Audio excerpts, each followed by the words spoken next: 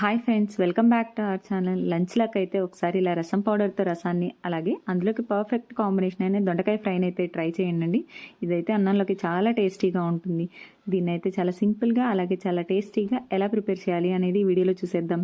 దీనికోసం అయితే stove on చేసుకొని అందులో ముందుగా అయితే రసాన్ని ప్రిపేర్ చేయడానికి ఒక గిన్నెను పెట్టుకొని అందులో కాస్త ఆయిల్ని, అలాగే పోపు దినుసులు, ఎండుమిర్చి, కరివేపాకు, అలాగే కొన్ని వెల్లుల్లి రెమ్మల్ని యాడ్ చేసుకొని దీన్ని అయితే వేగనివ్వాలి. తర్వాత అయితే ఇందులో ముక్కలుగా కట్ చేసుకున్న ఉల్లిపాయలను కూడా యాడ్ చేసేసి ఉల్లిపాయలను కూడా దోరగా వేగనివ్వాలి.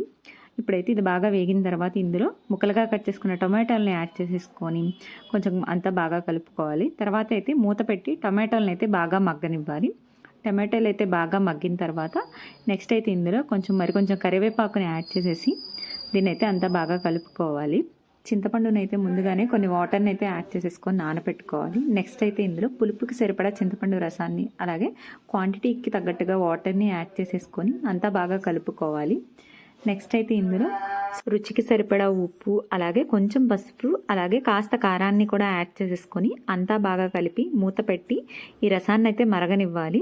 రసం పౌడర్తో కూడా రసం అయితే చాలా టేస్టీగా వస్తాయండి. జనరల్గా అయితే మనం రసం పౌడర్ని అయితే ఇంట్లోనే ప్రిపేర్ చేసుకుంటూ ఉంటాం కదా. ఇలా ప్రిపేర్ చేయడానికి టైం లేనప్పుడు, అలాగే చాలా క్విక్గా అయిపోవాలి అనుకున్నప్పుడు అయితే ఒకసారి ఈ ప్రాసెస్ని అయితే ట్రై చేయండి. ఈ ప్రాసెస్లో ప్రిపేర్ చేస్తే అయితే రసం చాలా టేస్టీగా వస్తాయి. అలాగే ఇందులో కాంబినేషన్గా అయితే మనం అయితే దొండకాయ ఫ్రైని అయితే చేస్తున్నామండి. నెక్స్ట్ అయితే దొండకాయ ఫ్రైని ప్రిపేర్ చేయడం కోసం అయితే దొండకాయలను అయితే రౌండ్గా కట్ చేసుకున్నామండి. ఇలా రౌండ్గా కట్ చేసుకుంటే అయితే ఫ్రైకి అయితే చాలా బాగుంటుందండి. అందుకని ఇలా రౌండ్గా కట్ చేసుకోవాలి. నెక్స్ట్ అయితే స్టవ్ ఆన్ చేసుకొని బాండీ పెట్టుకొని అందులో అయితే కాస్త ఆయిల్ని అయితే యాడ్ చేసేసుకోవాలి. ఆయిల్ని యాడ్ చేసుకున్న తర్వాత ఆల్రెడీ ముక్కలుగా కట్ చేసి పక్కన పెట్టుకున్న దొండకాయ ముక్కలను అయితే ఇందులో యాడ్ చేసేసుకోవాలి. యాడ్ చేసుకుని ఈ ఆయిల్లో వీటిని అయితే ఒకసారి బాగా కలుపుకోవాలండి. నెక్స్ట్ అయితే ఈ దొండకాయ ముక్కల్లో కొంచెం ఉప్పు, అలాగే కొంచెం పసుపుని అయితే యాడ్ చేసేసుకోవాలి.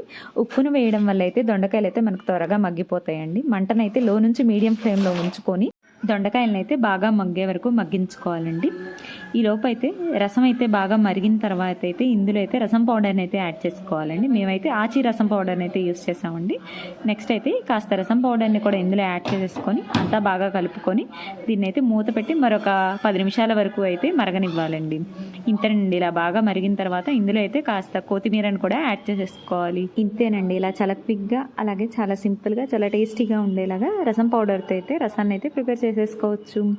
నెక్స్ట్ అయితే దొండకాయ ముక్కలు కూడా బాగా మగ్గే వరకు అయితే మగ్గించేసుకోవాలండి. ఇవి బాగా మగ్గిన తర్వాత అయితే ఇందులో కొంచెం కారాన్ని, అలాగే కొంచెం కరివేపాకుని యాడ్ చేసేసి అంతా బాగా కలిసేలా కలిపేసుకోవాలి.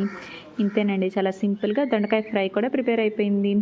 రసంతో అయితే ఇది పర్ఫెక్ట్ కాంబినేషన్ అండి. టేస్ట్ అయితే చాలా బాగుంటుంది. మీరు కూడా తప్పకుండా ఒకసారి ట్రై చేయండి. అలాగే మా వీడియోస్ మీకు నచ్చినట్లయితే please like, share and subscribe.